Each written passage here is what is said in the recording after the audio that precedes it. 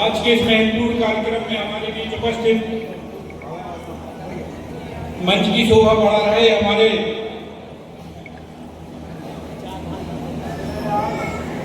क्षेत्र के सभी गणमान्य, सभी का नाम ले सकते हैं, लेकिन समय की एक सीमा है, इसलिए मैं मंच के जितने भी हमारे गणमान्य व्यक्ति, माताएं, बहनें यहाँ पर उपस्थित हैं, उन सभी को सेवा जोहार, प्रणाम, नमस्कार करता हूँ। और साथ ही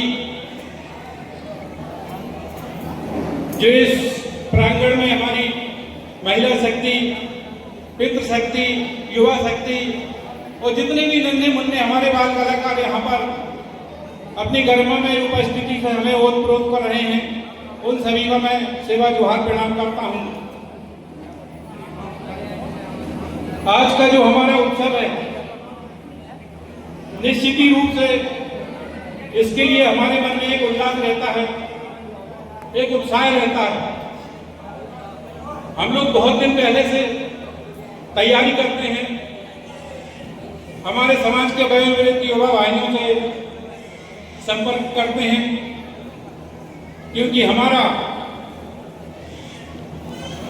विश्व आदिवासी दिवस आ रहा है 9 अगस्त को। भैया आपको सिलवारी पहुंचना है, आपको भोपाल पहुंचना है, आपको जगह जगह, चाहे इटारसी का कार्यक्रम हो, चाहे सागर का कार्यक्रम हो, हमारे समाज से भी तन मन धन से इस कार्यक्रम के लिए अपनी अपनी तैयारियां करते हैं।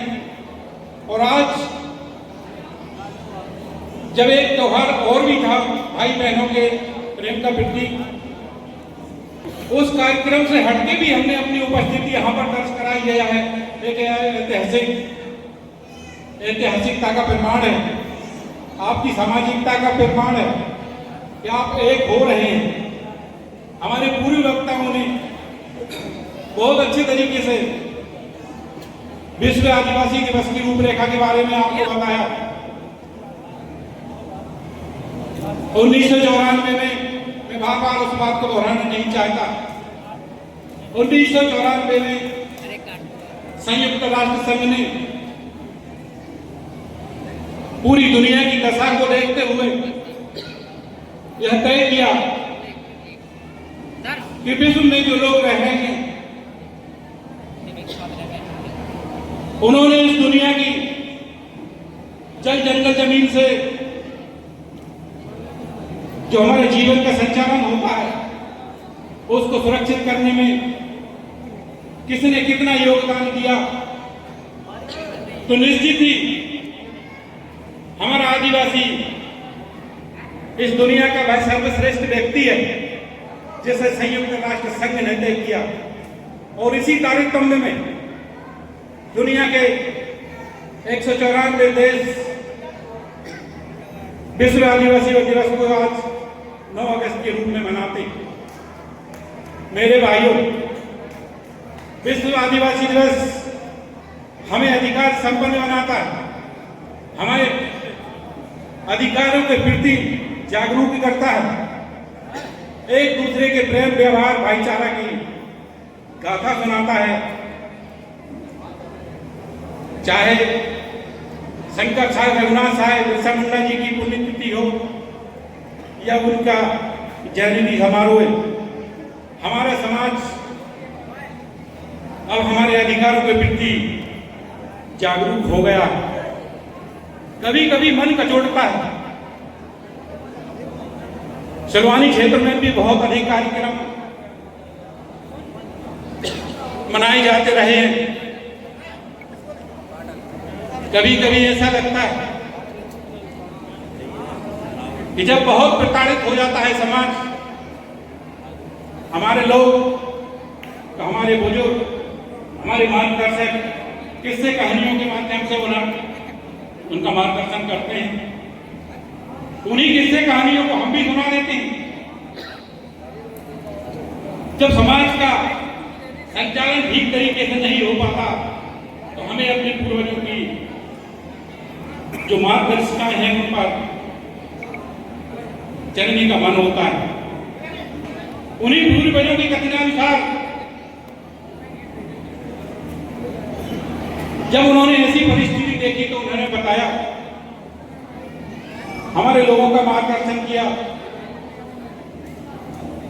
कि जब भी आपके क्षेत्र में कोई शिकारी आए तो हमें उसके जाल में नहीं फंसना चाहिए। सभी लोगों ने तय किया, शिकारी आएगा जाल फैलाएगा और हमें शिकारी के जाल में फंसना नहीं चाहिए। हमारे समाज के जो भोले भाले लोग थे उन्होंने अच्छी तरीके से समझ लिया कि शिकारी आएगा जंगल में जाल फैलाएगा, हमें शिकारी के जाल में फंसना नहीं चाहिए। खूब रख लिया लोगों ने, शिकारी आए जंगल में जाल फैलाया, वही जंगल में रहने वाले हमारे जो पशु पक्षी थे वही रखते रहे, शिकारी आएगा जंगल में जाल फैलाएगा, हमें शिकारी के जाल में फंसना नहीं चाहिए। वो शिकारी में जाल फैलाया, पक्षी उसमें दाना चुगने गए और पूरे जाल में फंस गए। शिकारी ने जाल उठाया, वो चल दिया अपने घर के लिए।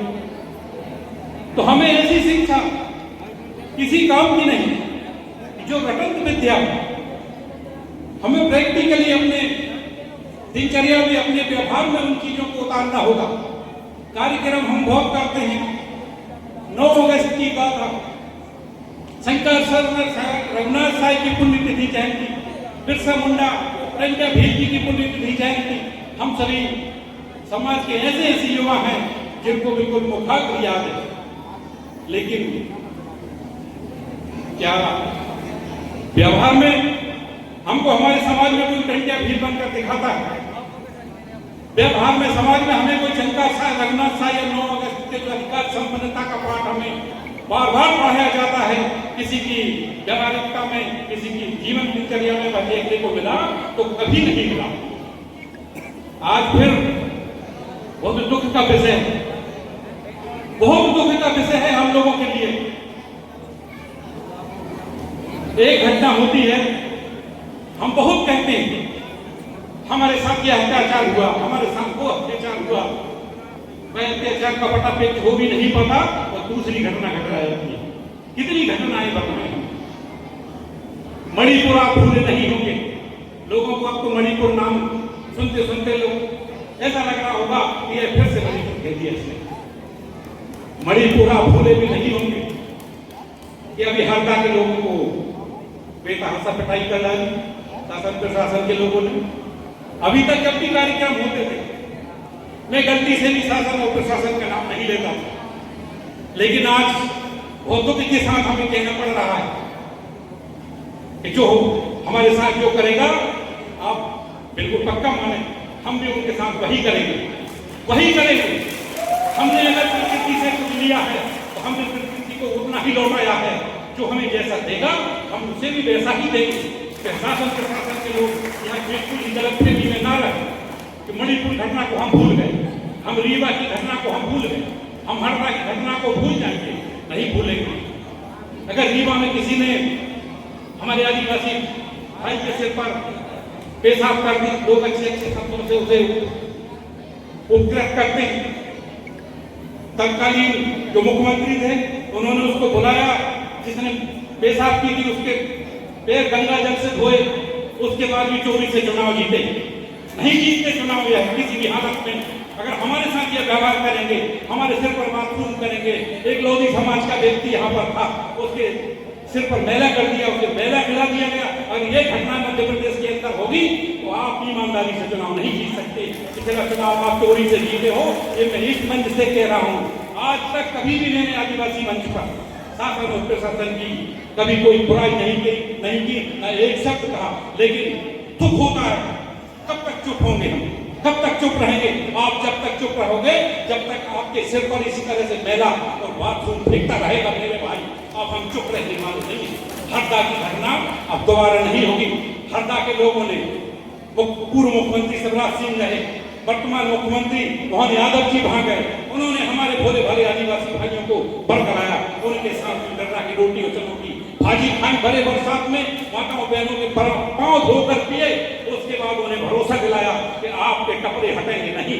लेकिन उसके बाद जैसे ही बरसात खत्म होती है, वन विभाग के लोग वहां पहुंच जाते हैं और फिर से कार्रवाई होती है। अभी हमारा एक आदिवासी भाई ने हरदा से लेकर भोपाल तक की पदयात्रा की। वहां पर भोपाल में विधानसभा चल रही थी, भोपाल के बाहर बैरिकेड्स लगा दिए गए, उसकी यात्रा को रोक दिया गया। उसके साथ में नन्हे नन्हे बालक थे, नवजात शिशु थे, माताएं थी, बहनें थी जो भूखी प्यासी थी, लेकिन भोपाल का राज्यपाल तक पहुंचने नहीं दिया। क्यों भाई? हम कोई आतंकवादी हैं? हम कोई गोला बारूद तोप लेकर चल रहे थे भाई, नवजात शिशु जा रहे थे, माताएं बहनें जा रही थी, लेकिन इन जो नकली जो लोग हैं, इन जो नकली टाइप के जो लोग हैं, उन्हें हमसे खतरा है, हमारी फलवंशा से खतरा है, हमारी सत्यता से खतरा है, हमारे भोलेपन से खतरा है। मेरे भाई, तुम लोग भले ही गोला बारूद नहीं रखते, आपकी ये चुप्पी, आपकी ये सत्यता, आपका यह भोलापन ही इस सरकार की कुंडी से कुंडी बजा रही है। मैं बात करना चाहता हूँ उन लोगों की जिन्होंने हमारा नाम भी बदलने की कोशिश की। अभी तक मैंने किसी मंच से क्लियर नहीं कहा, लेकिन जो हमें आदिवासी कहने पसंद नहीं कर रहे, जो लोग कह रहे हैं कि आप आदिवासी नहीं, आप वनवासी हो। यहाँ पर राज्यपाल महोदय आए थे, उनका एक पिट्ठू यहाँ पर कैंप लगाकर पहले आदिवासियों को सेट कर रहा था कि तुम्हारी मांगे क्या है, क्या तुम धर्मांतरित होते हो, धर्मांतरण बहुत बड़ा पाप है, आप ईसाई मत बनो, आप मुसलमान बनो, आप मुसलमान भी मत बनो, क्योंकि धर्मांतरण बहुत बड़ा पाप है। तो आप हमें गौण भी कहाँ बनने दे रहे हो?